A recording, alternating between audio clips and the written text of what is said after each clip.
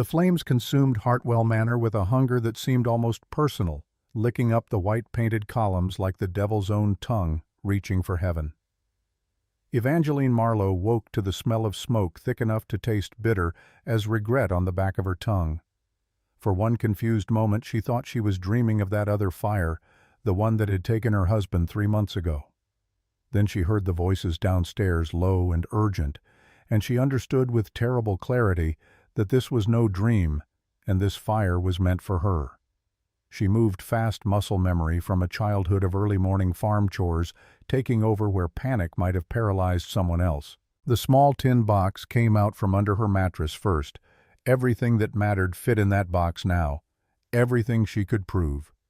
The carpet bag she'd kept packed since the night they buried Marcus sat by the door ready for a moment she'd hoped would never come, but knew in her bones was inevitable.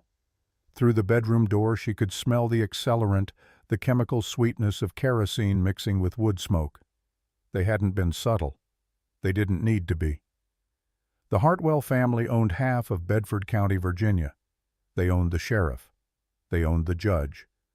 They owned the truth, or at least the version of it that people would believe. The window opened without sound. She'd oiled the hinges 2 weeks ago, the same night she'd tested the trellis to see if it would hold her weight. A woman married to a violent drunk learned to plan her escapes even if she never quite found the courage to use them while he was alive. Now, with Marcus 3 months in the ground and his family determined to see her join him, courage came easier. The trellis groaned under her weight but held. Behind her she heard footsteps pounding up the stairs, heard her bedroom door crash open. A man's voice, rough with smoke and anger, shouted her name. She didn't look back. Looking back got you killed, or worse, got you caught.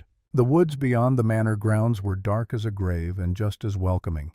She ran until her lungs burned, until the carpet bag felt like it was full of stones instead of the few dresses and memories she couldn't bear to leave behind. Behind her the fire painted the night sky orange. Ahead she had no destination except away. Away from Virginia. Away from accusations she couldn't defend against. Away from a family that blamed her for the death of their drunken son, as if she'd forced the bottle to his lips, as if she'd pushed him back into that burning study when he'd gone running in for God knows what. She ran until dawn broke gray and cold over the Blue Ridge Mountains, and then she kept running. 6 weeks later, the stagecoach rattled into Redemption Valley, Texas, with all the grace of a drunk stumbling home. The wheels threw up dust that coated everything, turned the September air into something you could chew. Eva Marlowe stepped down onto Texas soil for the first time in her 27 years and felt nothing but a bone-deep exhaustion that no amount of sleep could cure. Hayes, the driver, climbed down with the careful movements of a man whose joints remembered every hard mile. He'd picked her up in Fort Worth 3 days ago, had seen the wanted poster there with her name on it, and had asked no questions. That kind of discretion didn't come cheap, but Eva had paid what he asked. Money meant nothing when you were running for your life. "You sure about this, ma'am?" Hayes asked, now his voice rough as the Texas dirt. "Man who sent for you might not be what you expect." Eva looked at the letter in her hand, creased and worn from too many readings. The words were simple, almost awkward, the handwriting of a man unused to putting feelings on paper. Seeking a partner in life and work. Widower with young son needs help running ranch and raising boy. Must be honest, hard-working, and willing to build a new life in Texas. No fancy expectations. Just a chance at something better than what you're leaving behind. That last line had sold her. A chance at something better than what you're leaving behind. A man who understood that people came to Texas running from something. A man who wouldn't ask too many questions. "After what I left behind," Eva said quietly, "anything's an improvement." The town of Redemption Valley sprawled before her like a promise half kept. Main Street ran straight as a ruler between false-fronted buildings that looked like stage sets, like they might blow away in a strong wind. The cattle auction had just ended, and cowboys and ranchers filled the street, their voices carrying on the hot wind. A saloon door swung open and shut in rhythm with the afternoon breeze. Somewhere a dog barked. Somewhere a child laughed. Normal sounds. Safe sounds. Sounds that belonged to people who didn't sleep with one eye open. The crowd parted as a man approached, and Eva knew him instantly, even though they'd never met. Colton Drake stood perhaps 6'2", lean in the way of men who worked hard for their living. His denim was faded from years of Texas sun, his blue work shirt dark with sweat at the collar and under the arms. A black Stetson sat low on his head, casting his face in shadow, but she could see the scar on his left hand, white against weathered skin. A Colt .45 rested on his hip, the holster worn smooth from use. He stopped 3 feet away and stared at her with eyes the color of a winter storm. For a long moment neither of them spoke. Eva felt the weight of his gaze, felt him taking in her dusty black dress, her carpetbag, the way she held herself like someone expecting the next blow. She lifted her chin. She'd been examined by hostile eyes before. She could survive it again. "Miss Marlowe," his voice was deeper than she'd expected, rough, with something that might have been emotion or might have just been the dust. "There's been a misunderstanding." The hope that had carried her across half a continent died quietly in her chest.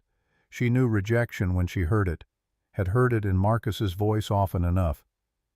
"You're Colton Drake. You sent the letters arranging my passage here." "I sent those letters 6 months ago." He took off his hat, and she saw his face fully for the first time. Hard planes and angles weathered by sun, and something deeper than weather. Pain lived in the lines around his eyes. "Before I knew. Before things changed." "Changed how?" "I can't marry you. I'll pay your fare back east. I'm sorry you came all this way." The crowd had gathered now, drawn by the drama like flies to honey. Eva felt their stares like brands. This was it then. The moment that would define her place in this town if she stayed. The rejected mail-order bride. The woman not even a desperate widower wanted. "I can't go back." The words came out steadier than she felt. "There's nothing there for me." "There's nothing here either." He turned to walk away. "I'm sorry." "Pa, wait." A small voice cut through the tension. A boy burst through the crowd, maybe 8 years old, all elbows and knees and serious gray eyes that were miniature copies of his father's. He carried a wooden horse carved with obvious care clutched in one hand. "Miss Marlowe came all this way. You can't just send her away. Mama wouldn't want that." Colton Drake's face went hard as stone. "Don't talk about your mother." The boy flinched like he'd been struck. Eva saw the instinctive recoil, the way fear flickered across that young face before being pushed down and hidden. She knew that look, had worn it herself for 4 years. "Owen." Colton's voice was gentler now, but firm. "This doesn't concern you. Go wait by the wagon." A woman stepped forward from the crowd, 50 or so, with gray, streaked black hair and the kind of face that had seen too much to be shocked by anything. "Colton Drake, you may be determined to wallow, but that's no reason to leave this woman stranded." She turned to Eva, dark eyes assessing. "I'm Margaret Chen. I run the general store. I need help with bookkeeping. The pay's modest $2 a week plus room and board, if you're interested." Eva felt something loosen in her chest, a lifeline unexpected and desperately needed. "I can keep books. I managed a Virginia estates accounts for 7 years. Better qualified than most men in this town." Margaret's smile was warm, genuine. "You're hired." Colton watched this exchange with an unreadable expression. "You're interfering, Margaret." "Someone has to. You've been half dead for 3 years. About time you remembered the living still need tending." Margaret's voice was sharp with affection and exasperation in equal measure. She gestured to Owen, still standing frozen between his father and the stranger his father had rejected. "That boy needs more than a ghost for a mother and a father who's given up." Something flickered across Colton's face. Pain, maybe. Guilt, certainly. He looked at Owen, and Eva saw the struggle there, the way a man might look at a wound he didn't know how to heal. "This isn't about Owen." "Everything's about Owen." Margaret took Eva's carpetbag like the matter was settled. "Come on, Miss Marlowe. Let's get you settled in." As Eva turned to follow, a man stepped into her path. 40 or so, dressed too fine for honest work. His vest was silk, his hat beaver felt, and his smile had all the warmth of a snake sizing up a mouse. "Well now." He tipped his hat in mockery of politeness.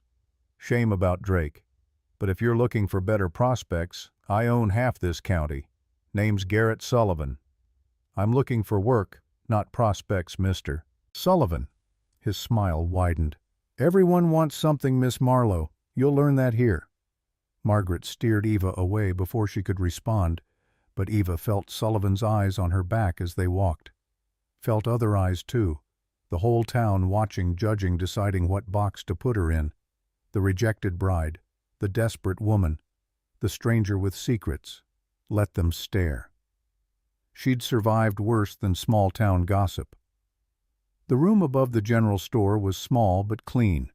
A narrow bed, a washstand, a table and chair, a window that looked out over Main Street. After months of running, of sleeping in train stations and cheap hotels, of always keeping one eye on the door, it felt like a palace. The pay is $2 a week, Margaret repeated, setting the carpet bag on the bed. That includes the room and 3 meals a day. It's not much, but it's honest work. It's more than generous. Eva opened her purse, counted out the coins inside. 43 cents. Everything she had in the world. She'd spent the last of her Virginia money on the stagecoach. I should tell you something. I left Virginia under difficult circumstances. Margaret's expression didn't change. Most people who come to Texas did. My husband died 3 months ago. His family blamed me for his death. They took everything. The house, the land, every penny. I have nothing but what you see. Your husband, was he a good man? The question landed like a blow. Eva's laugh was bitter as old coffee. He was a drunk and a bully. He died in a fire in his own study, probably too drunk to find his way out. But his family had money and position, so the fault had to lie somewhere. I was convenient. Margaret studied her for a long moment, then nodded once sharp. Then they did you a favor running you off. Fresh start's worth more than inherited misery. You can begin tomorrow. For tonight, just rest. You look like you could use it. After Margaret left, Eva sat on the bed and allowed herself for the first time since fleeing Virginia to feel the full weight of exhaustion. She had traveled 1,700 miles based on letters from a stranger, and that stranger had rejected her before they'd exchanged more than a dozen words. She should feel devastated. Instead, she felt only a distant numbness, as if all her capacity for strong emotion had been used up somewhere between Virginia and Texas. She pulled Colton Drake's letters from the tin box, 5 of them in total, each written in that same careful, awkward hand. They spoke of a ranch, of a young son who needed guidance, of the loneliness of the frontier, and the hope that maybe 2 people could build something together from the ruins of their separate losses. They had seemed so genuine, so honest in their need. What had changed? What had made him look at her and decide in an instant that whatever he'd been looking for, she wasn't it? A knock at the door interrupted her thoughts. When she opened it, Owen Drake stood there, hat in hand, looking like he was preparing for an execution. "My name is Owen Drake, ma'am." The words came out formal, rehearsed. "My pa sent me to apologize proper. He said what he did wasn't right, leaving you stranded like that." Eva looked at this small, serious boy and felt her heart contract. "Your father already apologized, Owen, but I appreciate you coming." He shifted from foot to foot, clearly having more to say, but unsure how. Finally, it burst out of him. "Are you really not going to be my new ma?" The question, so direct and full of childish hope, nearly broke her. She knelt down to his eye level, felt her knees protest against the wooden floor. "I'm afraid not. Your father changed his mind." "I know." His voice went small. "He always changes his mind about that kind of thing. But I thought maybe you'd be different. Your letters sounded nice." "You read my letters?" "Pa read them to me. He can't read too good himself, so Miss Margaret usually helps him, but he wanted me to hear what kind of lady was coming." Owen's eyes were too old for his face, too knowing. "He said you sounded kind. He said maybe you'd like books like Mama did." This revelation painted a different picture of Colton Drake. A man who couldn't read well but took the time to share letters with his son. A man who valued his child's opinion. A man who wasn't cruel, just frightened of something Eva didn't yet understand. "I'm going to be working for Miss Margaret," Eva told Owen. So I'll be in town. Maybe I'll see you sometimes." Owen's face brightened considerably. "Really, Pa brings me to town every Saturday for the cattle auction, and sometimes during the week for supplies. Then I'm sure we'll cross paths." After Owen left, Eva felt something shift inside her. The numbness began to crack, and underneath it was not the devastation she'd expected, but something that felt almost like relief. She hadn't wanted to marry Colton Drake, she realized. She'd wanted to escape Virginia to find somewhere she could rebuild without Marcus's shadow hanging over her. The marriage had simply been the means to that end. Well, she had escaped, and now she had work and a room and the possibility of a future she could build for herself. It was more than she'd dared hope for 3 months ago, when Marcus's family had thrown her out with nothing but accusations ringing in her ears. The next morning, Eva woke before dawn out of long habit. She'd spent too many years rising early to prepare Marcus's breakfast, to have coffee ready before his hangover fully hit, to move quietly through a house where loud sounds meant violence. Those habits didn't die just because the man who'd created them was in the ground. She washed in the basin, changed into her only other dress, also black, and went downstairs to find Margaret already at work. "Can't sleep past 5 anymore," Margaret explained, setting out coffee. "Been getting up at this hour for 30 years. Body won't let me stop now, even if I wanted to." They ate a simple breakfast of bread and jam, and then Margaret showed Eva the account books that needed attention. It took one glance for Eva to see the disaster. "These haven't been properly balanced in months." She flipped through pages of hasty entries and arithmetic errors, felt her fingers itch to fix it, to bring order to chaos. "How long has it been like this?" "My husband used to handle it." Margaret's voice went soft. "He passed 2 years back. I've been doing my best, but numbers were never my strength." "May I? That's why you're here." Eva spent the morning lost in columns of figures, finding a strange comfort in the orderly world of debits and credits. Numbers didn't lie. Numbers didn't change their minds or blame you for things beyond your control.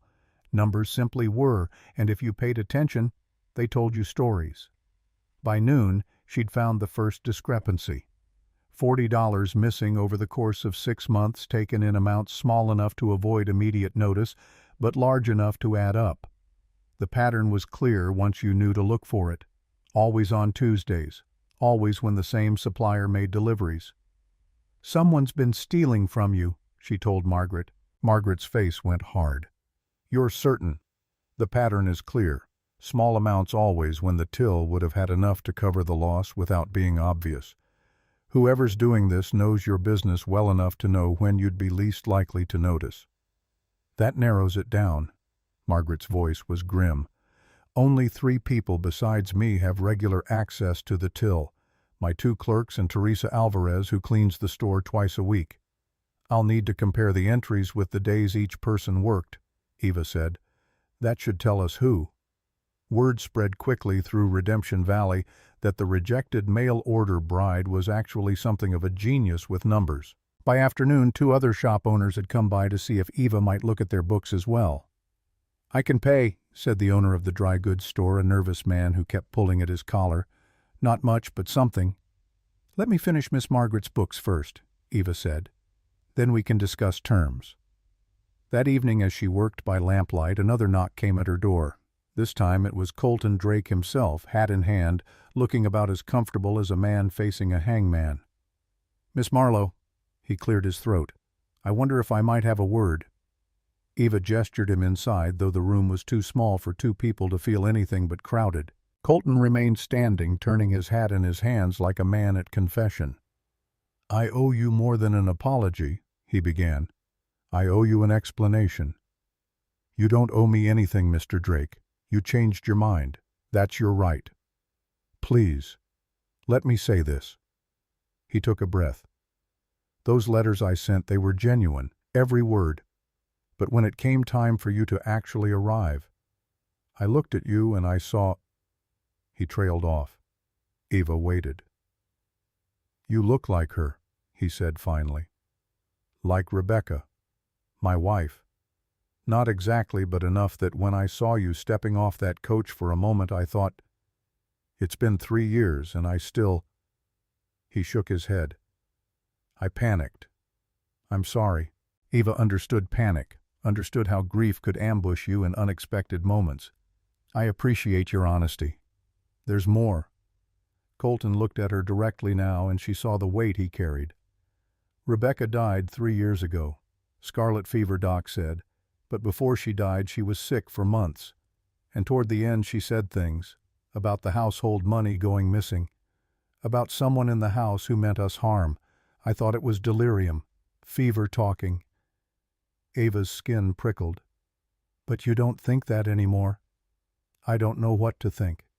But after she died, I found discrepancies in our accounts. Money missing just like she'd said. And her symptoms—" He paused. "They weren't quite right for scarlet fever. I've seen scarlet fever. This was different." "Different how?" "Slow, fluctuating. Good days and bad days. Symptoms that came and went." His voice dropped. "Like poison." The word hung in the air between them. Ava thought of Marcus, of his slow decline, of the way his hands had shaken toward the end. She'd thought it was the drink finally catching up to him. But what if— "Did you investigate?" she asked. "I tried. Hired a detective from Fort Worth. He disappeared before filing his report. That's when I knew I was dealing with something bigger than ranch drama." Colton's jaw tightened. "I've suspected for 3 years that someone killed my wife, but I could never prove it. And the person I suspected, I couldn't bring myself to believe it. Who— If I'm wrong, I destroy an innocent person's life.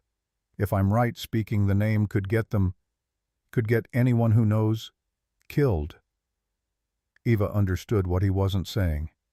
Whoever had killed Rebecca Drake was still here, still in Redemption Valley, still watching. "Mr. Drake, why are you telling me this?" He met her eyes. "Because Margaret told me you found theft in her accounts in one morning. Because Owen says you're smart and kind. Because I need help and I don't know who else to trust." Before Eva could respond, he continued, "I need someone to go through my ranch accounts, someone who can find patterns like you did with Margaret's books, someone who might see what I've been too close to see. I'll pay you whatever you ask."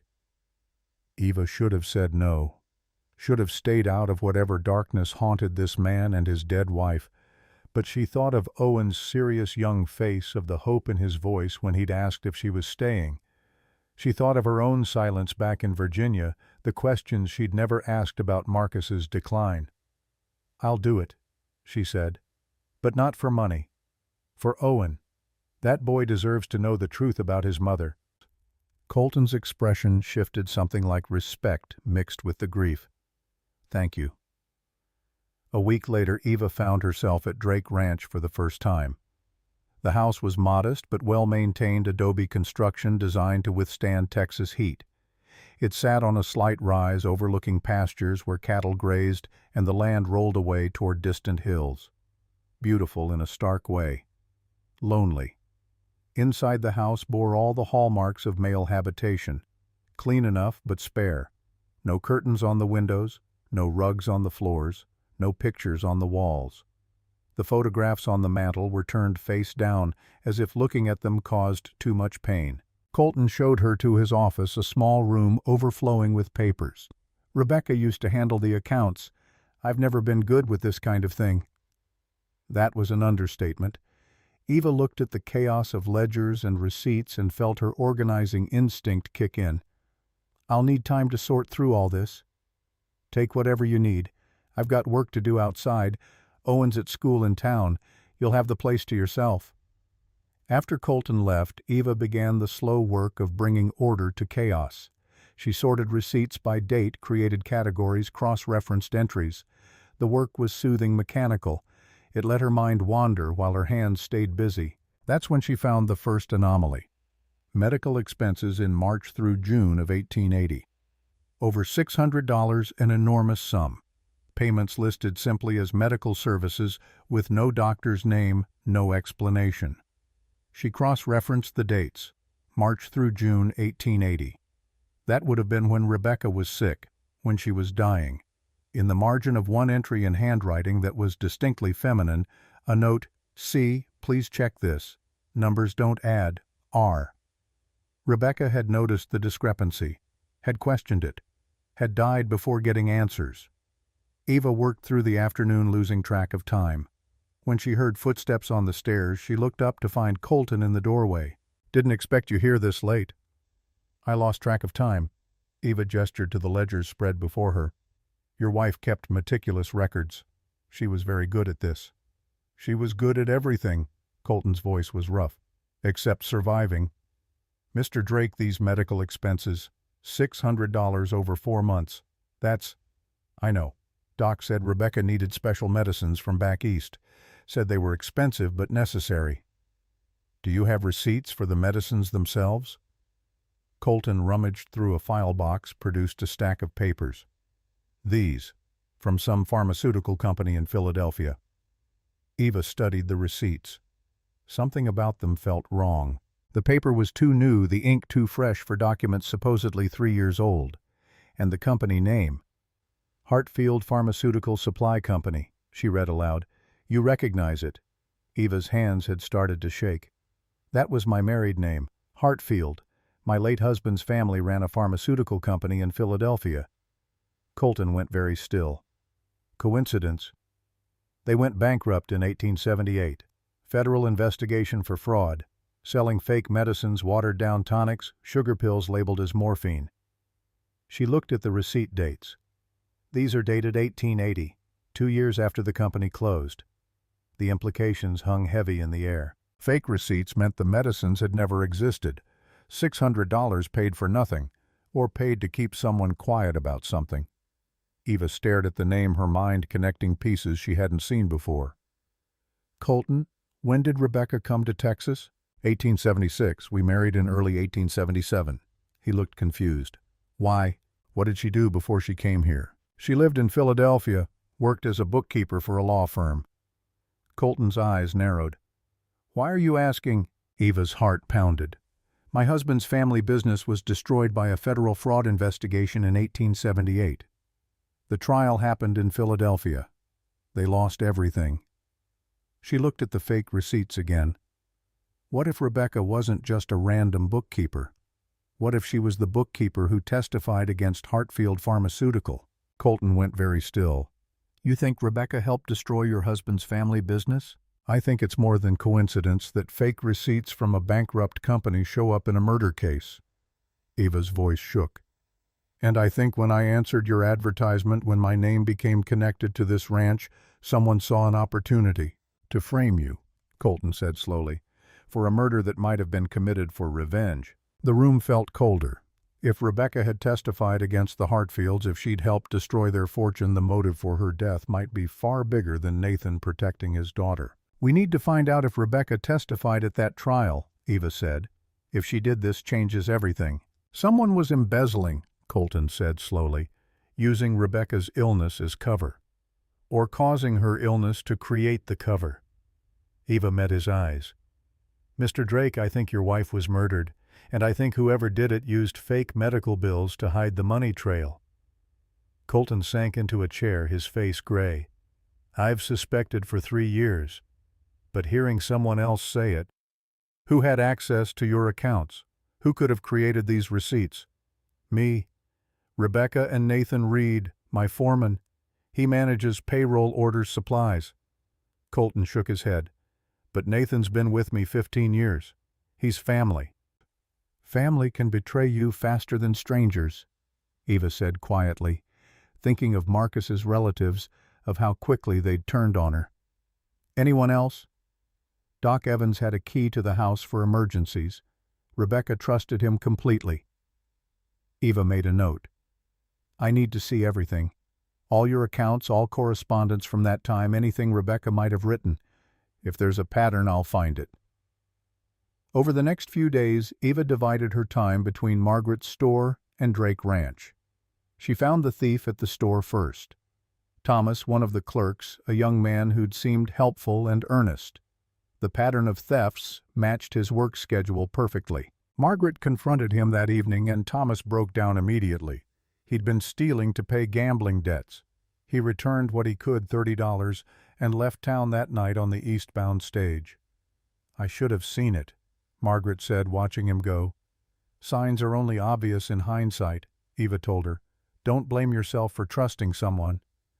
But Eva couldn't follow her own advice.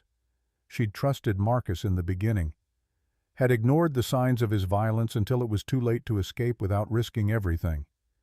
Now, looking at Colton Drake's accounts, she saw signs everywhere, patterns that might mean murder or might mean nothing.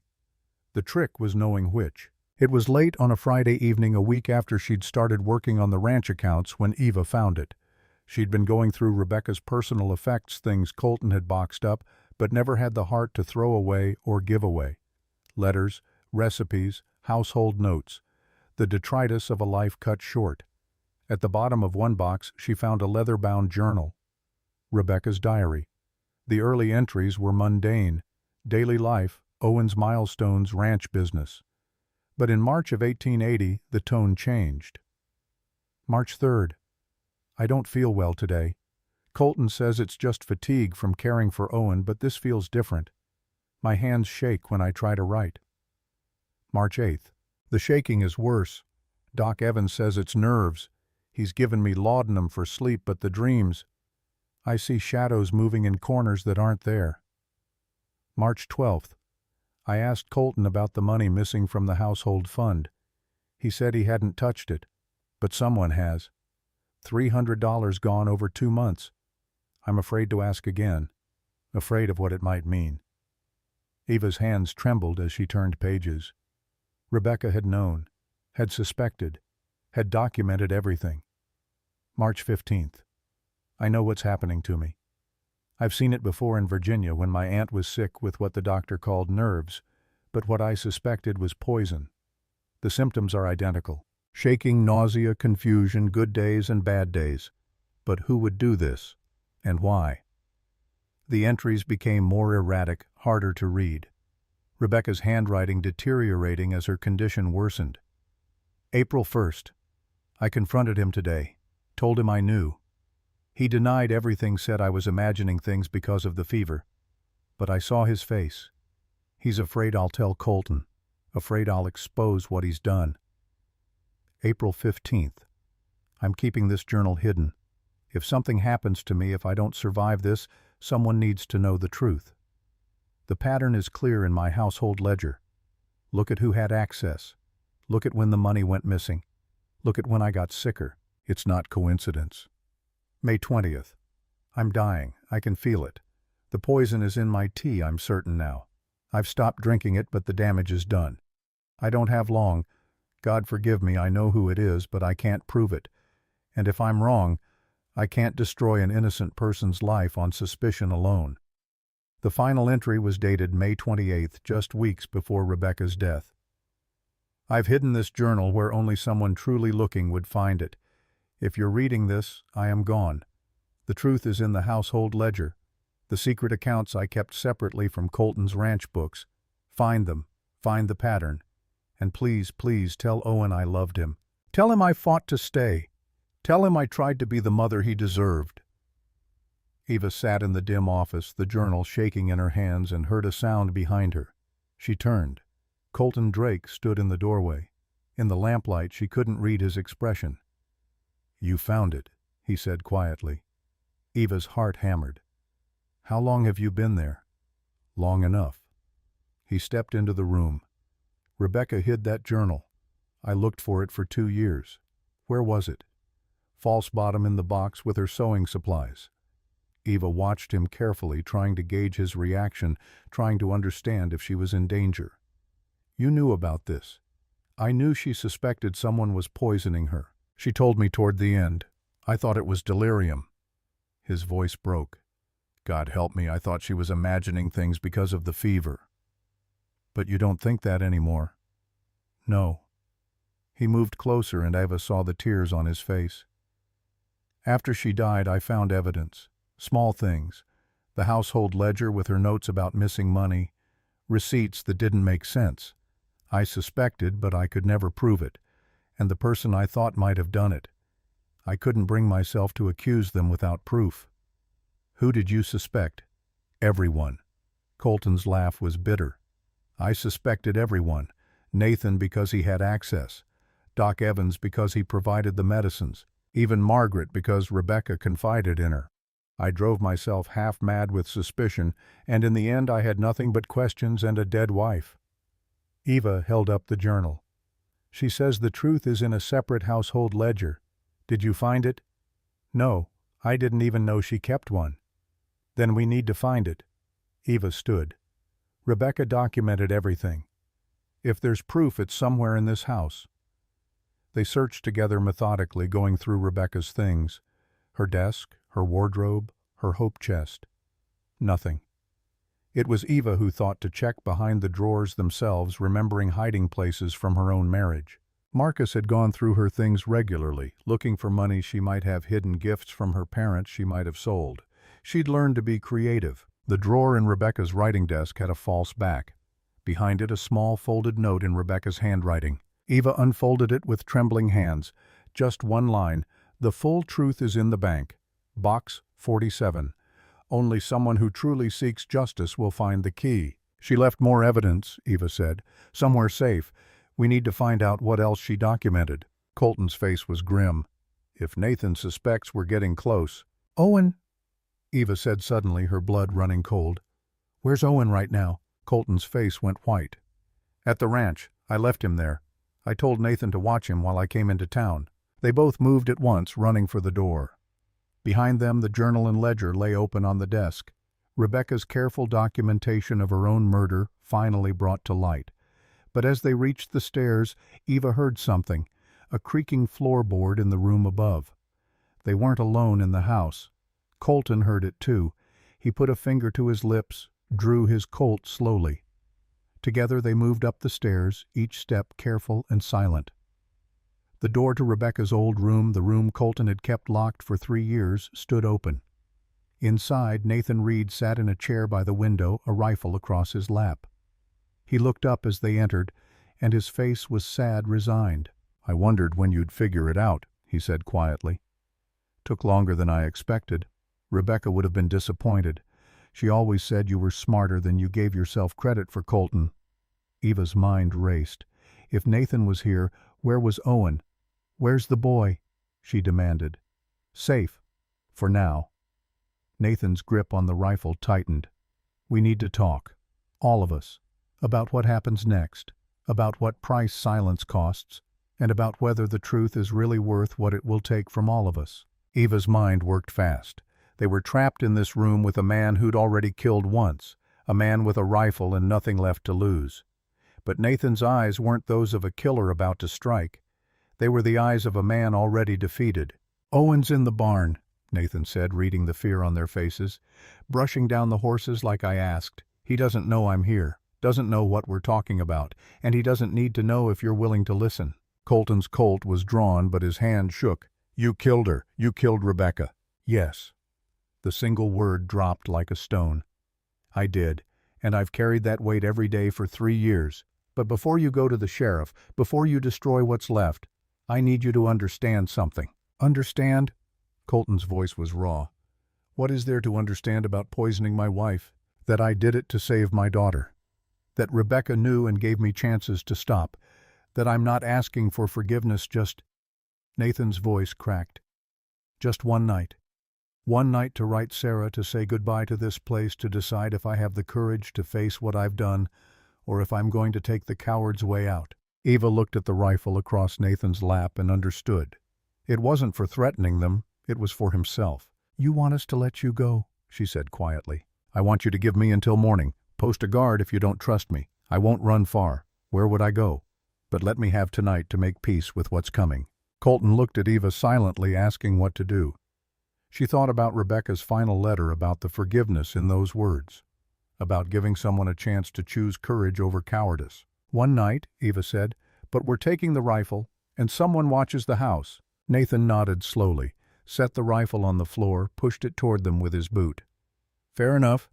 You'll find me here tomorrow morning, either ready to confess everything to the sheriff or... He didn't finish. Colton picked up the rifle, kept his Colt trained on Nathan. If you run, I'll hunt you down myself. I know. Nathan's smile was bitter. But I won't run. I'm too tired to run anymore. They left him there in Rebecca's room surrounded by ghosts. Outside, Colton positioned ranch hand Tom Hutchins to watch the house. Nathan comes out, you stop him. He tries to leave you fire a warning shot and send for me. That night, neither Eva nor Colton slept. They sat in the ranch house office, Rebecca's evidence spread before them, waiting for dawn, waiting to see if Nathan kept his word. When the sun rose pale and cold over Texas, they went to Rebecca's room. Empty. Nathan's coat was gone. His boots were gone. Through the window they saw the barn doors open, Nathan's horse missing from its stall. On the bed, weighted down by Rebecca's silver hairbrush, a note in Nathan's familiar handwriting. I tried to stay. I sat here all night trying to find the courage. But I'm a coward. Always have been. That's why I poisoned Rebecca instead of facing her accusations. That's why I ran instead of confessing. By the time you read this, I'll be hours away. I don't expect you to understand. I don't expect forgiveness. I just couldn't face the rope, couldn't face Owen's eyes when he learned the truth. Tell Sarah I'm sorry I wasn't the father she deserved. Tell Colton I betrayed 15 years of friendship for nothing. And tell Miss Marlowe she was right about everything. Nathan Reed. Colton crumpled the note in his fist. Hutchins! Where the hell was Hutchins? They found the ranch hand unconscious behind the barn, a lump on his head.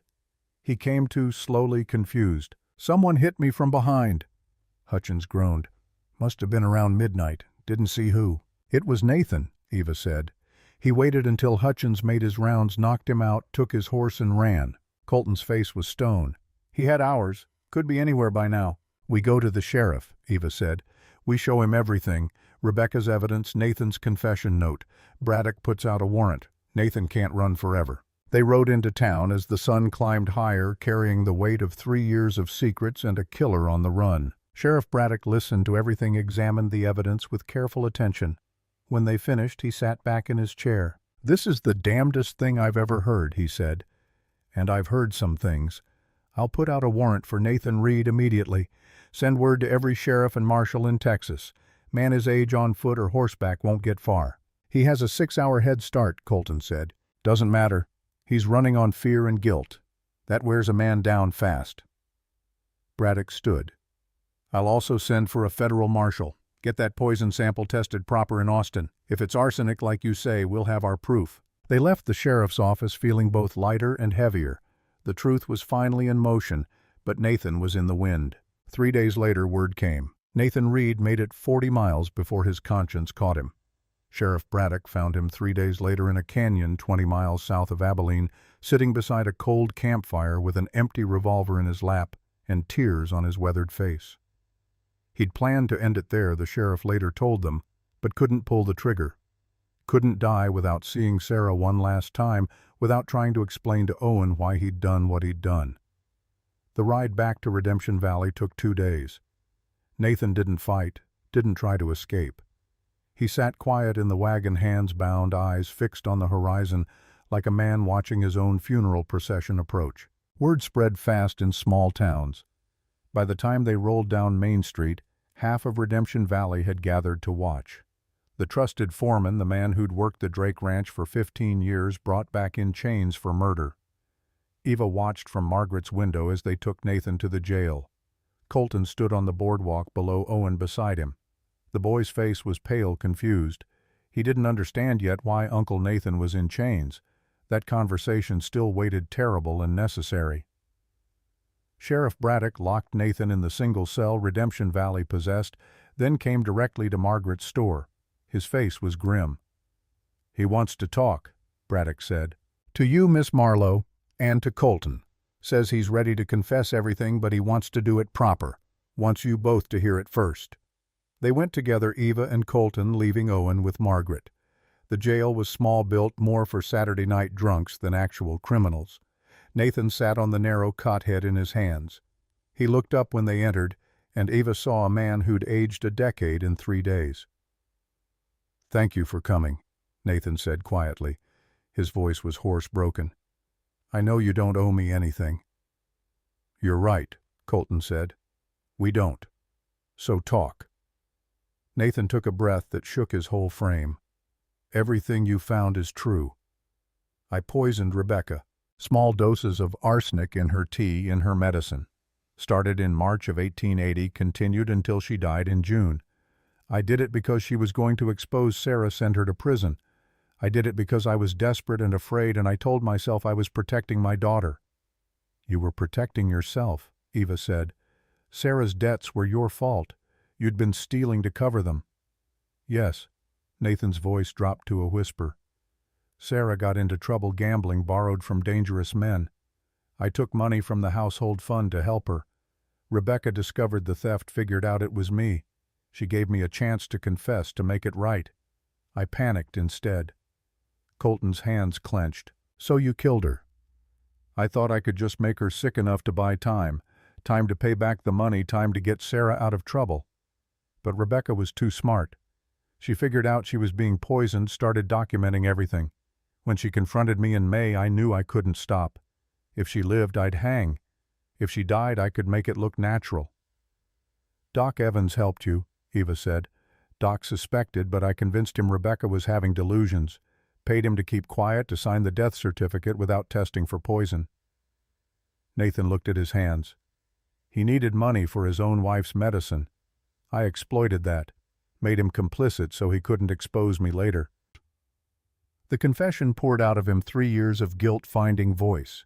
He told them about crushing the arsenic, about mixing it into Rebecca's tea when no one was watching, about watching her decline day by day and telling himself it was necessary, about holding Owen when the boy cried for his mother, knowing he was the reason she was dying. "The worst part," Nathan said, voice breaking, "was that she knew. Those last few weeks Rebecca knew it was me. I saw it in her eyes. But she didn't tell you, Colton, didn't expose me. I think she was trying to give me a chance to stop to confess on my own. I was too much a coward." "Why come back?" Eva asked. "You could have kept running." "I tried. Got 40 miles away and realized I couldn't live with it. Couldn't die with it either." Nathan looked at Colton. "Owen deserves to know the truth.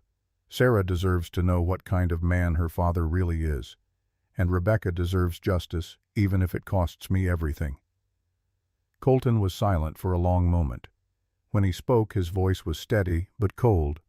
"You'll confess publicly everything?" "Yes, I'll plead guilty, spare everyone a trial." Nathan met Colton's eyes. "I know I don't deserve mercy, but I'm asking you to show Sarah some. Don't drag her back here. Let her keep the life she's built in California." "That's not up to us," Eva said. "That's up to the law." "Then I'll cooperate fully. Tell the sheriff everything. Sign whatever confession he needs." Nathan's shoulders slumped.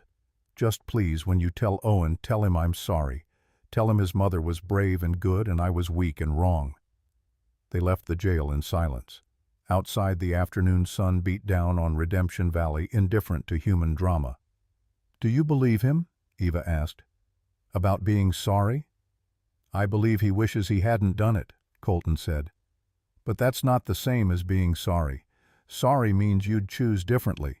Nathan's just sorry he got caught." They walked back to Margaret's store where Owen waited. The boy looked up as they entered, his young face full of questions he wasn't ready to ask. "Is Uncle Nathan going to jail?" Owen asked. "Yes," Colton said. "For how long?" Colton knelt down to his son's eye level. "A long time, Owen. Maybe forever." "Why? What did he do?" Eva and Colton exchanged glances. This was the conversation they'd been dreading. How do you tell an 8-year-old that someone he loved killed someone else he loved? "We'll talk about it tonight," Colton said. "At home. But right now, I need you to stay with Miss Margaret for a little while longer. Miss Marlowe and I have some things to finish in town." After Owen was settled with Margaret, Eva and Colton stood on the boardwalk, uncertain where to go next. They had Nathan's confession, but as Eva had pointed out at the ranch, they still needed more. They needed physical evidence that would stand up in court. Rebecca's note mentioned a bank box, Eva said. "We should follow that lead." "The bank's closed for the day," Colton said. "Opens at 8 tomorrow." "Then tonight we talk to Margaret," Eva said. "She mentioned having letters from Rebecca. Maybe there's more information there." They found Margaret closing up the store. She looked at their faces and seemed to understand what they needed. "Come upstairs," she said. "I'll show you what Rebecca left me." In Margaret's private room above the store, she unlocked a small trunk and pulled out a bundle of letters tied with ribbon. "Rebecca wrote to me regularly. Toward the end, when she was getting sicker, the letters became more urgent, more detailed." She handed the bundle to Eva. "I've kept them all these years, hoping someone would eventually ask the right questions. I knew Colton suspected something was wrong, but he never quite crossed the line into believing murder. He wasn't ready." Eva untied the ribbon and began reading. The letters chronicled Rebecca's growing suspicion, her meticulous documentation of symptoms and financial discrepancies. But there was also something else, something Eva hadn't expected. "Margaret," Eva said slowly, "Rebecca mentions you by name in these letters. She says MC knows the truth. Were you the one she confided in?" Margaret's eyes grew wet. "Yes. When Rebecca first suspected she was being poisoned, she came to me. We'd been friends for years. She trusted me." "Why didn't you go to the sheriff?" Colton's voice was tight. "Why didn't you tell me?" "Because Rebecca made me promise not to. She said if she was wrong, she'd destroy innocent lives. And if she was right, speaking too soon might get her killed faster." Margaret's voice broke. "She made me swear to wait, to watch, to only speak if someone came asking the right questions with the right evidence." "So you've known for 3 years that Nathan killed her," Colton said, his voice rising, "and you said nothing." "I kept her promise," Margaret said firmly. "Rebecca was my friend. I honored her wishes, and she was right to be cautious. Look what happened to that detective you hired. He disappeared. If I'd spoken too soon, I might have disappeared too. And then who would have been here to help when the right person finally came asking?" She looked at Eva. "Rebecca believed someone would come. Someone smart enough to see the patterns, brave enough to pursue the truth. She believed in providence, in justice. And she was right. You came." Eva felt the weight of those words. She'd come to Redemption Valley running from her own past, seeking only escape. Instead, she'd found a dead woman's carefully laid trail, a mystery waiting 3 years to be solved. "These letters," Eva said, "can we use them as evidence?" "They're yours," Margaret said. "Rebecca would want you to have them. But there's something else." She reached into the trunk again and pulled out a sealed envelope. "Rebecca gave me this 3 months before she died. Made me swear not to open it unless someone came asking the right questions about her death." Eva recognized the envelope. It was the one mentioned in the note they'd found behind the drawer. "We already know what's in it," Colton said. "A key to a safety deposit box. Box 47 at Redemption Valley Bank." Margaret smiled sadly. "Then you've followed Rebecca's trail exactly as she hoped you would. She was always 3 steps ahead of everyone. Even in dying, she planned for justice." That night, Eva couldn't sleep. She lay in her narrow bed above the store thinking about Rebecca Drake, a woman she'd never met but felt she knew intimately through journals and letters and meticulous record-keeping. A woman who'd faced her own murder with courage and foresight, who'd documented everything, who'd forgiven her killer while still demanding justice. A soft knock at her door made her sit up. She wrapped a shawl around her shoulders and opened it to find Colton standing there, hat in hands. "I couldn't sleep," he said. "Kept thinking about tomorrow, about what we'll find in that bank box." "Come in," Eva said. "We can't sleep together." He smiled slightly at the phrasing, stepped inside. The room felt even smaller with both of them in it. Colton remained standing, looking out the window at the dark street below. "I keep thinking about what Margaret said," he said quietly, "about how Rebecca believed someone would come, that she planned all of this knowing she'd be dead before justice was served. She had faith," Eva said, "in the truth, in people's capacity for goodness." "She forgave Nathan," Colton said. "In her final letter, she forgave the man who poisoned her. How do I do that? How do I forgive when she's gone and Owen's growing up without a mother?" "Maybe you don't have to," Eva said. "Maybe forgiveness is something Rebecca could give because it was her life, her death. But you're allowed to be angry. You're allowed to want justice without mercy." Colton turned to look at her. Is that what you wanted? When your husband's family blamed you for his death? I wanted them to hurt the way they'd hurt me, Eva admitted. I wanted them to lose everything the way I'd lost everything. But running away, coming here, finding this mystery, it's changed something in me. I still don't forgive them, but I don't carry the weight of hating them anymore. I've put it down. How? By choosing to care about something bigger than my own pain.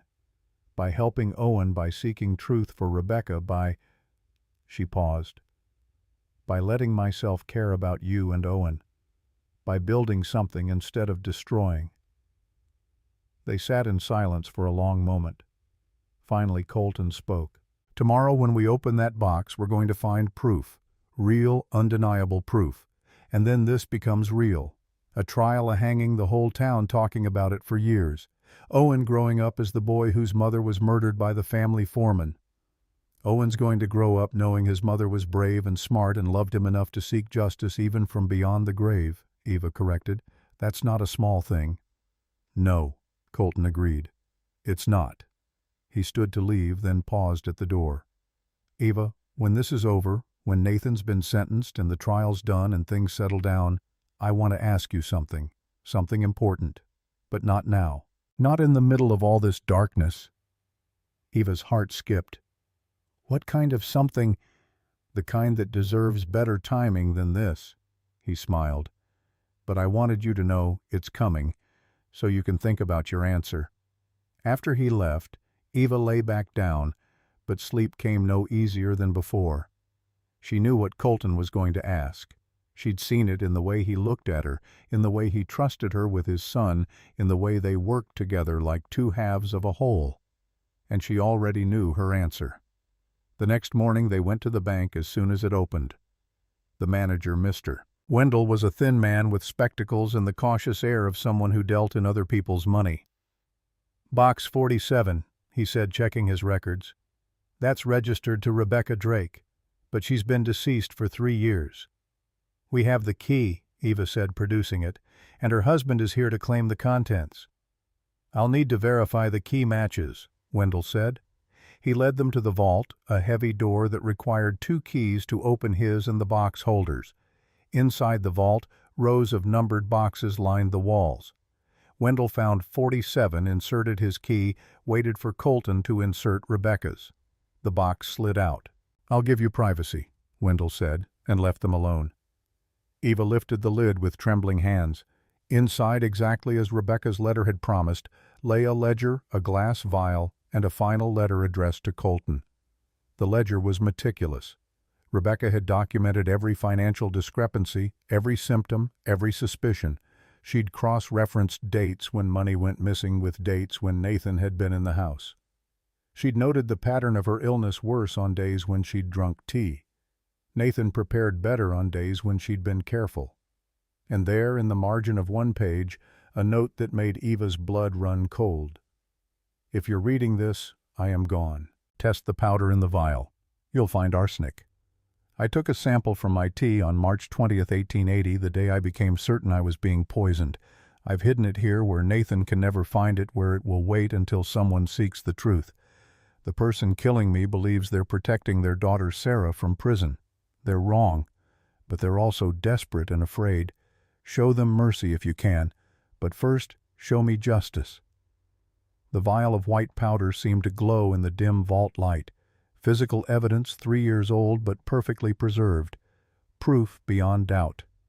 Colton read his wife's final letter, privately, tears streaming down his face. Eva looked away, giving him space for grief.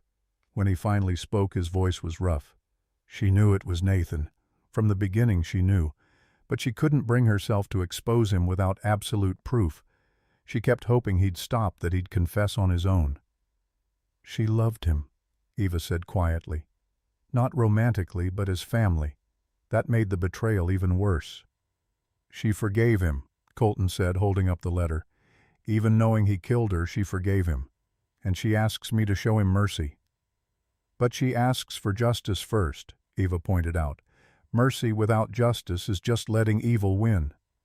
Colton carefully placed everything back in the box.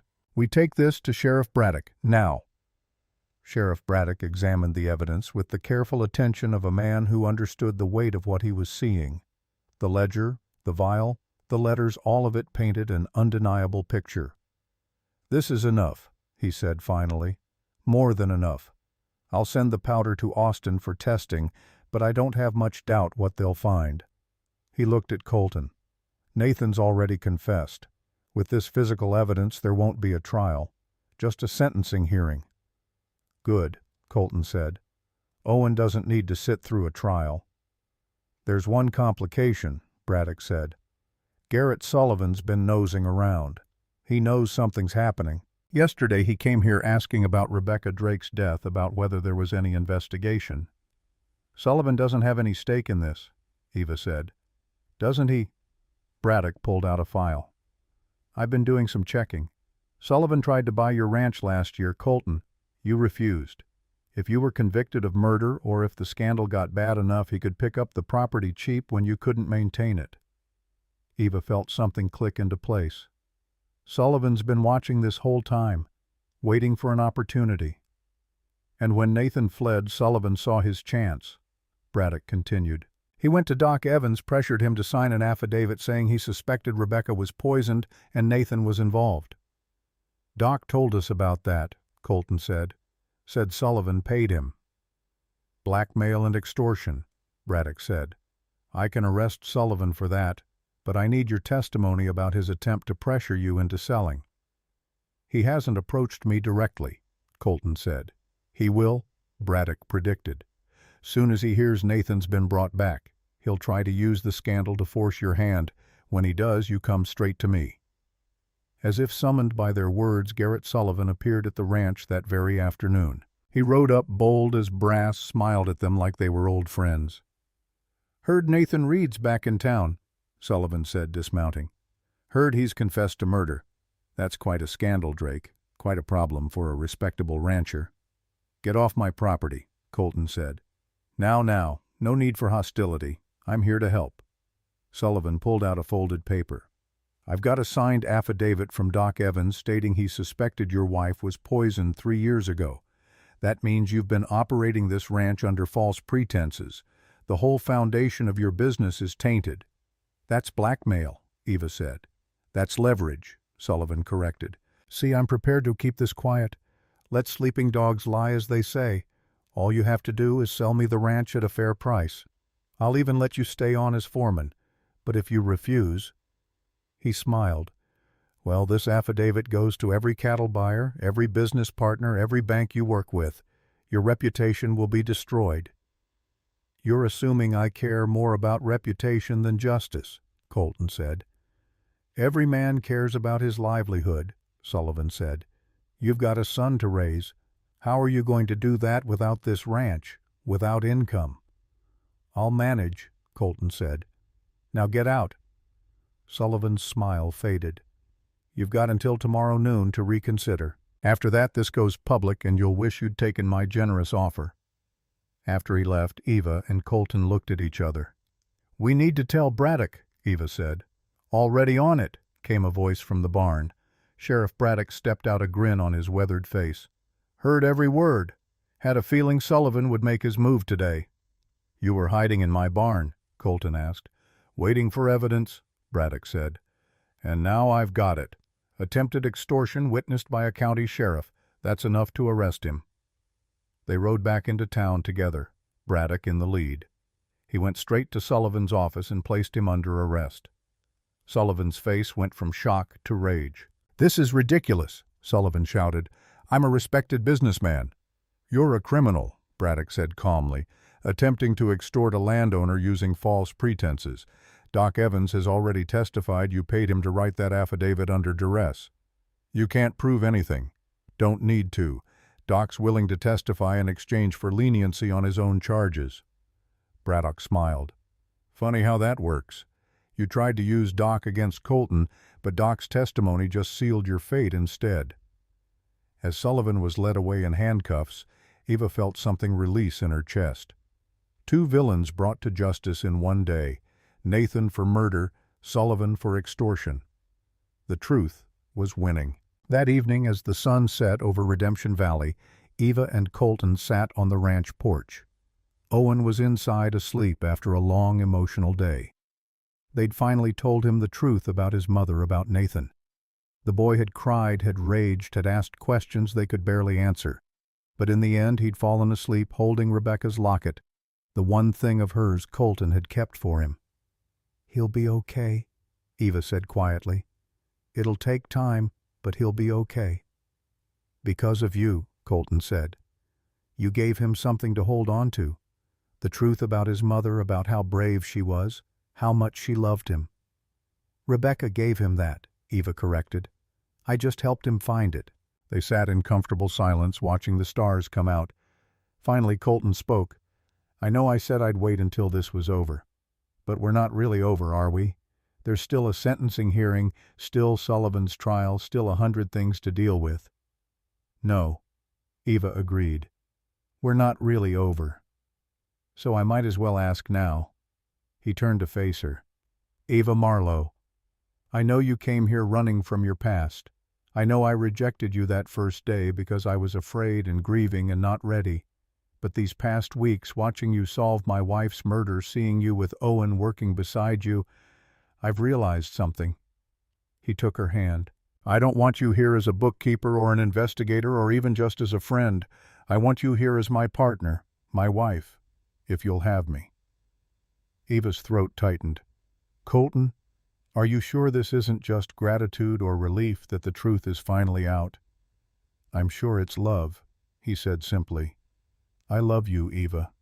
I love your strength and your intelligence and your kindness. I love the way you see patterns where others see chaos. I love the way Owen lights up when you're around. I love who I am when I'm with you." "I came here with nothing," Eva said. 43 cents and a wanted poster with my name on it." "And you gave me everything," Colton said. "You gave me truth. You gave me closure. You gave me hope. Marry me, Eva. Not because I sent for a bride, but because I choose you. Because I love you." Eva looked at this man who'd rejected her, then trusted her, then loved her. She thought about Rebecca, about the woman who'd written in her final letter that Colton deserved happiness, deserved love, deserved a partner who could give him what she could not. "Yes," Eva said. "Yes, I'll marry you." Colton pulled her close, and for the first time since arriving in Redemption Valley, Eva felt completely at home. Not because of a place or a job or even justice served, but because of this man, this boy, this family she'd found in the most unexpected way. Inside the house, Owen slept peacefully, dreaming of a mother he was finally learning to remember not as a victim, but as a hero. Somewhere in California, Sarah Reed would soon learn her father was a murderer and would have to live with that knowledge. Somewhere in a Texas jail, Nathan Reed sat with his confession and his guilt and his impending sentence. But here on this porch under these stars, Eva and Colton held each other and planned for a future neither had expected. A future built not on running away, but on facing truth. Not on silence, but on courage. The price of silence had been too high for Rebecca, but the reward of truth, justice, love, family, peace, that was worth everything. Tomorrow would bring more challenges. There would be a sentencing hearing, a wedding to plan a boy, to help heal a ranch to rebuild. But tonight, for the first time in 3 years, Colton Drake could breathe, and Eva Marlowe could finally stop running. They'd found what they were looking for, even though neither had known they were searching. They'd found each other. And that Eva thought, as Colton's arms tightened around her, was worth every hard mile, every difficult truth, every moment of fear. The stars wheeled overhead, indifferent and eternal. The cattle settled in their pastures. The town slept unaware that in the morning everything would change when Judge Harmon arrived to sentence a murderer. But for now, in this moment, there was only peace and hope, and the quiet knowledge that sometimes the universe sent you exactly where you needed to be, even when you thought you were just running away. Eva had come to Redemption Valley seeking escape. She'd found redemption instead, and in seeking justice for a woman she'd never met, she'd found justice for herself. The price of silence was too high, but the price of truth That was worth paying, every single time. Nathan Reed made it 40 miles before his conscience caught him. Sheriff Braddock found him 3 days later in a canyon 20 miles south of Abilene, sitting beside a cold campfire with an empty revolver in his lap and tears on his weathered face. He'd planned to end it there, the sheriff later told them, but couldn't pull the trigger. Couldn't die without seeing Sarah one last time, without trying to explain to Owen why he'd done what he'd done. The ride back to Redemption Valley took 2 days. Nathan didn't fight, didn't try to escape. He sat quiet in the wagon, hands bound, eyes fixed on the horizon like a man watching his own funeral procession approach. Word spread fast in small towns. By the time they rolled down Main Street, half of Redemption Valley had gathered to watch. The trusted foreman, the man who'd worked the Drake Ranch for 15 years, brought back in chains for murder. Eva watched from Margaret's window as they took Nathan to the jail. Colton stood on the boardwalk below Owen beside him. The boy's face was pale, confused. He didn't understand yet why Uncle Nathan was in chains. That conversation still waited, terrible and necessary. Sheriff Braddock locked Nathan in the single cell Redemption Valley possessed, then came directly to Margaret's store. His face was grim. "He wants to talk," Braddock said. "To you, Miss Marlowe, and to Colton. Says he's ready to confess everything, but he wants to do it proper. Wants you both to hear it first." They went together, Eva and Colton, leaving Owen with Margaret. The jail was small, built more for Saturday night drunks than actual criminals. Nathan sat on the narrow cot, head in his hands. He looked up when they entered, and Eva saw a man who'd aged a decade in 3 days. "Thank you for coming," Nathan said quietly. His voice was hoarse, broken. "I know you don't owe me anything." "You're right," Colton said. "We don't. So talk." Nathan took a breath that shook his whole frame. "Everything you found is true. I poisoned Rebecca. Small doses of arsenic in her tea and her medicine. Started in March of 1880, continued until she died in June. I did it because she was going to expose Sarah, send her to prison. I did it because I was desperate and afraid, and I told myself I was protecting my daughter." "You were protecting yourself," Eva said. "Sarah's debts were your fault. You'd been stealing to cover them." "Yes." Nathan's voice dropped to a whisper. "Sarah got into trouble gambling, borrowed from dangerous men. I took money from the household fund to help her. Rebecca discovered the theft, figured out it was me. She gave me a chance to confess to make it right. I panicked instead." Colton's hands clenched. "So you killed her. I thought I could just make her sick enough to buy time. Time to pay back the money, time to get Sarah out of trouble. But Rebecca was too smart. She figured out she was being poisoned, started documenting everything. When she confronted me in May, I knew I couldn't stop. If she lived, I'd hang. If she died, I could make it look natural." "Doc Evans helped you," Eva said. "Doc suspected, but I convinced him Rebecca was having delusions. Paid him to keep quiet, to sign the death certificate without testing for poison." Nathan looked at his hands. "He needed money for his own wife's medicine. I exploited that. Made him complicit so he couldn't expose me later." The confession poured out of him, 3 years of guilt-finding voice. He told them about crushing the arsenic, about mixing it into Rebecca's tea when no one was watching, about watching her decline day by day and telling himself it was necessary, about holding Owen when the boy cried for his mother, knowing he was the reason she was dying. "The worst part," Nathan said, voice breaking, "was that she knew. Those last few weeks Rebecca knew it was me. I saw it in her eyes. But she didn't tell you, Colton, didn't expose me. I think she was trying to give me a chance to stop, to confess on my own. I was too much a coward." "Why come back?" Eva asked. "You could have kept running." "I tried, got 40 miles away and realized I couldn't live with it. Couldn't die with it either." Nathan looked at Colton. "Owen deserves to know the truth. Sarah deserves to know what kind of man her father really is. And Rebecca deserves justice, even if it costs me everything." Colton was silent for a long moment. When he spoke, his voice was steady but cold. "You'll confess publicly everything?" "Yes, I'll plead guilty, spare everyone a trial.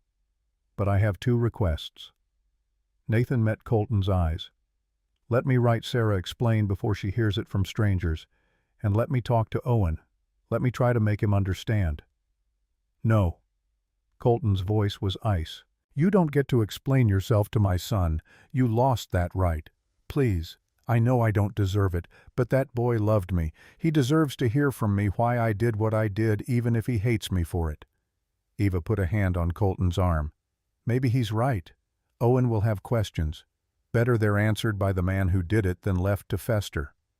Colton looked at her, then at Nathan, then back. Finally he nodded. 5 minutes, under supervision, and if you upset him, if you try to justify what you did, I'll end it. They brought Owen to the jail the next morning. The boy walked in holding Eva's hand, his young face serious and frightened. He looked at Nathan through the bars and his voice was small.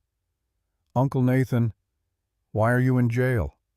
Nathan knelt on the cell floor so he was at Owen's eye level. "Because I did something very bad, Owen. Something I can never make right." "What did you do?" "I hurt someone you loved, someone who loved you very much." Nathan's voice shook. "Your mama. I made her sick. I'm the reason she died." Owen's face crumpled. "No, no, you wouldn't. You loved Mama." "I did love her, but I was afraid of something and fear made me do terrible things. I gave your mama poison, Owen. I killed her, and I've spent 3 years lying about it." The boy stood frozen, trying to process words too big for an 8-year-old mind. "You killed Mama?" "Yes." "Why?" Nathan's face was wet with tears. "Because I was protecting someone else I loved, and I thought that justified it. It didn't. Nothing justifies what I did. I took your mother from you. I took away all the years you could have had with her, and I'm sorrier for that than I have words to say." Owen looked at his father, at Eva, back to Nathan. "Are they going to hang you?" "Probably. That's what happens to people who kill other people." "Good." Owen's voice was hard, shocking in its sudden coldness. "You should die, like Mama died." Nathan flinched but nodded. "You're right. I should. And I will. But before I do, I want you to know something. Your Mama was the best person I ever knew. She was kind and smart, and she loved you more than her own life. Don't let what I did make you forget that. Don't let my evil taint your memories of her good." Owen pulled his hand from Eva's, walked right up to the bars. For a moment Eva thought he might reach through, might touch Nathan's hand. Instead he spat. The saliva hit Nathan's face and the man didn't move, didn't wipe it away. "I hate you," Owen said clearly. "I hate you forever." Then he turned and ran from the jail out into the street. Eva and Colton followed, leaving Nathan alone with his grief. They found Owen behind the general store, curled in a ball, sobbing so hard he couldn't breathe. Eva knelt beside him, pulled him into her arms. The boy fought for a moment, then collapsed against her, all his 8-year-old anguish pouring out. "He killed Mama," Owen gasped between sobs. "Uncle Nathan killed Mama, and I loved him, and I didn't know." "You couldn't have known," Eva said, holding him tight. "None of us knew." "I should have. I should have protected her." The boy's voice was anguished. "I should have known something was wrong." "Owen, listen to me." Eva pulled back so she could see his face. "You were 5 years old. There was nothing you could have done. This is not your fault. Do you understand? None of this is your fault." "Then whose fault is it?" "Nathan's. Only Nathan's." Colton knelt beside them both. "He made a choice, a bad choice that hurt everyone. But you don't carry his guilt. You carry your mother's love. That's what she left you. Not this pain. Her love." Owen cried himself out in Eva's arms while Colton held them both. When the tears finally stopped, the boy was exhausted, hollow. They took him home, put him to bed, sat with him until he slept. That night Eva and Colton sat on the ranch porch in silence. The stars were out, infinite and cold. After a long while Colton spoke. "Nathan's confession will be public tomorrow. Judge Harmon's coming from Austin to take his plea. Whole town will hear everything." "How are you holding up?" Eva asked. "I don't know. Part of me wants Nathan to suffer. Part of me just wants it over." Colton's voice was tired. "And part of me understands why he did it. If someone threatened Owen if I thought killing them would save my son, would I do it? I'd like to think I wouldn't, but I don't know." "That's the difference between you and Nathan," Eva said. "You question yourself. You doubt. Nathan was so certain he was right that he couldn't see how wrong he was. Rebecca forgave him. Her letter said she forgave him. Rebecca was a better person than most of us. But you don't have to forgive him, Colton. You don't have to do anything but get through this." They sat in silence, watching the night. Finally, Colton reached over, took Eva's hand. She laced her fingers through his. "I'm glad you're here," he said quietly. "I don't think I could do this alone." "You're not alone," Eva said. "Not anymore." The public confession happened 2 days later in the town hall, packed with everyone in Redemption Valley and half the surrounding county. Judge Harmon, a stern man with white whiskers and sharp eyes, presided. Nathan stood before him, hands bound, and confessed to everything. The murder of Rebecca Drake, the theft from the household fund, the bribing of Doc Evans, the flight from justice. He spared no detail, accepted no excuses. When he finished, the room was silent as a grave. Judge Harmon looked at the evidence. Rebecca's journals, her ledgers, the poison sample tested and confirmed as arsenic. Doc Evans' written confession of accepting bribes. The pattern was undeniable. "Nathan Reed," the judge said, "you have confessed to the murder of Rebecca Drake. How do you plead, 'Guilty, Your Honor'?" "The sentence for murder in the state of Texas is death by hanging. Do you have anything to say before I pass sentence?" Nathan looked at the crowd, found Colton and Owen. "I'm sorry. To Colton, to Owen, to the memory of Rebecca Drake. I'm sorry for the pain I caused, the years I stole, the lies I told. I accept my punishment. I deserve it." Judge Harmon was quiet for a moment. "While I appreciate your remorse, Mr. Reed, it doesn't change what you've done. However, your full confession has spared this community a lengthy trial. Your cooperation will be noted in the record." He paused. "Nathan Reed, I sentence you to death by hanging sentence to be carried out in 30 days. May God have mercy on your soul." The gavel came down. Nathan was led away. In the crowd, some people cried. Others nodded grimly. Justice had been served, but it felt hollow, incomplete.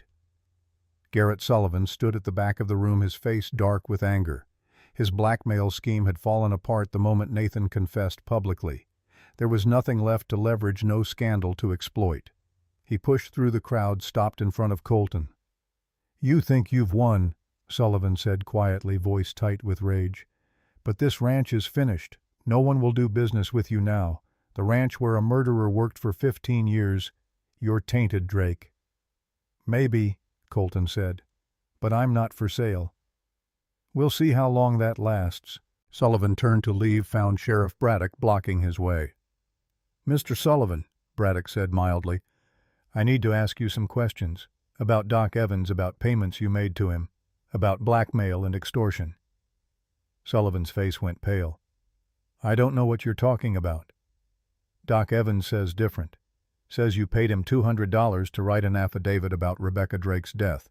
Says you threatened to expose his bribery unless he cooperated." Braddock's voice was steel under the mild tone. "That's a crime, Mr. Sullivan. Multiple crimes, actually. You can't prove anything. Don't need to. Doc's willing to testify in exchange for a reduced sentence, and I have your bank records showing the payment." Braddock smiled without warmth. "You made the same mistake Nathan did. You underestimated how much evidence a determined person can find." Eva stepped forward. "And you underestimated how much I hate being threatened. That note you sent warning me to stop digging, I kept it. Your handwriting, your paper. Sheriff Braddock confirmed it matches samples from your office." Sullivan looked between them, seeing the trap close. "This is ridiculous. I'm a respected businessman." "You're a criminal," Braddock said. "And you're under arrest for blackmail, extortion, and conspiracy. We'll sort out the rest at trial." As Sullivan was led away in handcuffs, Eva felt something release in her chest. One villain confessed, another arrested. Justice moving forward, slow but sure. The 30 days between Nathan's sentencing and execution passed in a strange limbo. The ranch work continued. Owen went to school. Eva kept the books. Life went on shadowed by the coming death.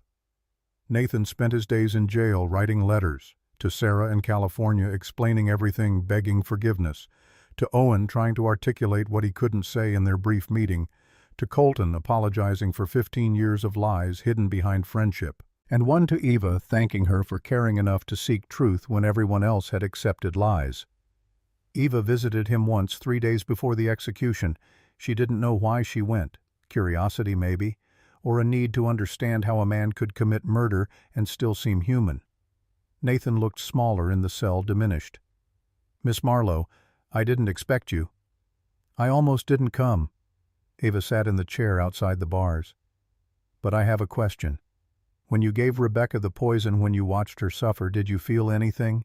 Remorse, guilt?" "Every day." Nathan's voice was hollow. "Every single day I wanted to stop, wanted to confess.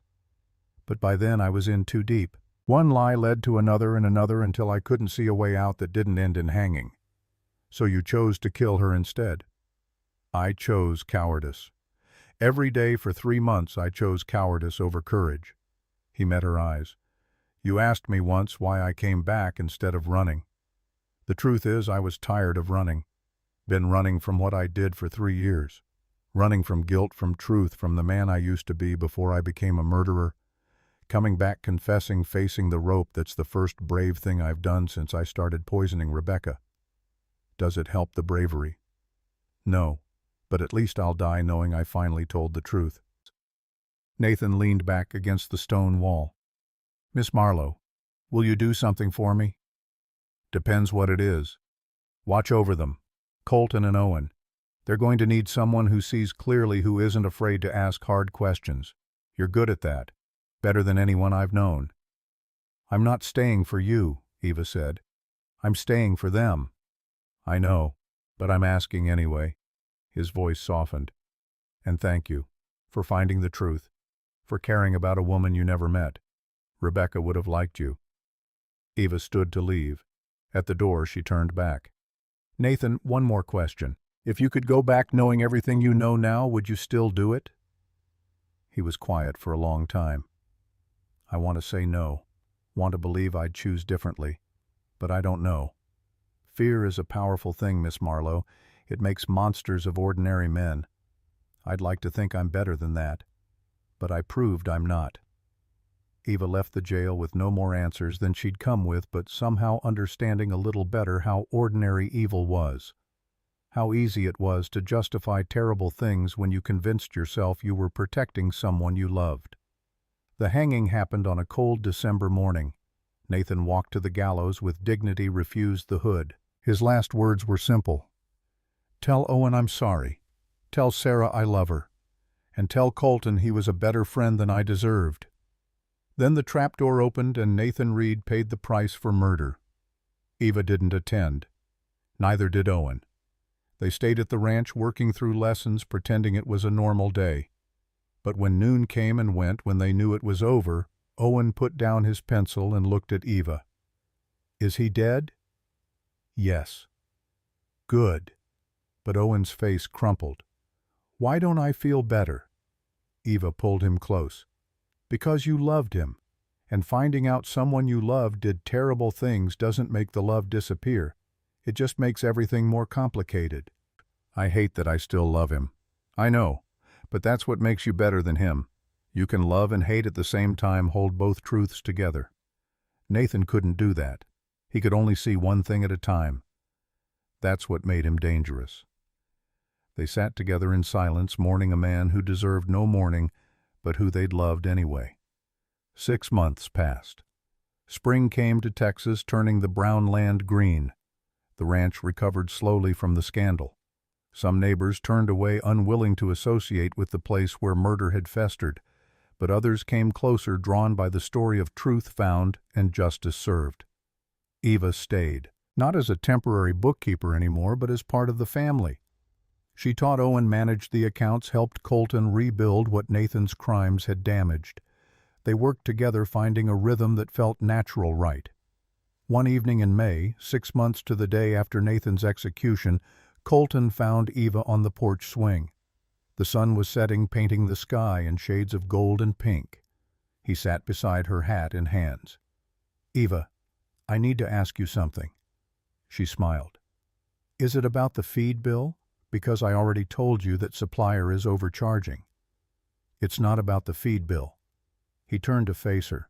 "These past months, having you here, watching you with Owen working beside you, I've realized something." "What's that?" "I don't want you here as an employee.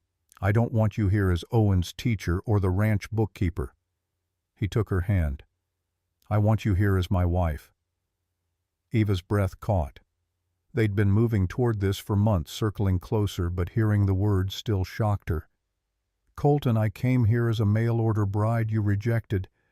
Are you sure this isn't just guilt?" "I'm sure it's love." His voice was steady, certain. "I was a fool that first day. Saw you and panicked, pushed you away because I was afraid to feel again. But you stayed anyway. Solved a 3-year-old murder, stood up to killers and blackmailers, showed my son what strength looks like. You're the bravest person I know, Eva Marlowe, and I love you. I came here running from my past, and found a future anyway." He smiled. "We both did. Rebecca brought you here in a way. Her investigation, her truth-seeking, it all led to you. I think she'd be happy about that." Eva thought about Rebecca, about the woman who'd forgiven her killer, who'd planned for justice even after death, who'd wanted Colton to love again. "She wrote in her letter that you deserved happiness. So do you." Colton brought her hand to his lips. "Marry me, Ava. Not because I sent for a bride. Not because you need refuge, but because we've built something real together. Because I love you, and I think you might love me too." "I do love you." Eva felt tears on her face. "I've been afraid to say it, afraid it would all disappear. But yes, I'll marry you." They married in July, a simple ceremony in the Redemption Valley Church. Margaret Chen stood as witness. Owen was ring-bearer, proud and serious in his Sunday clothes. Sheriff Braddock attended, as did Doc Evans, released from jail after serving 6 months for his part in covering up Rebecca's murder. The vows were simple, honest. No poetry, no grand gestures. Just 2 people promising to face whatever came together. Afterward, at the ranch, they cut cake and drank lemonade and celebrated not just a marriage, but survival. They'd walked through fire and come out whole if scarred.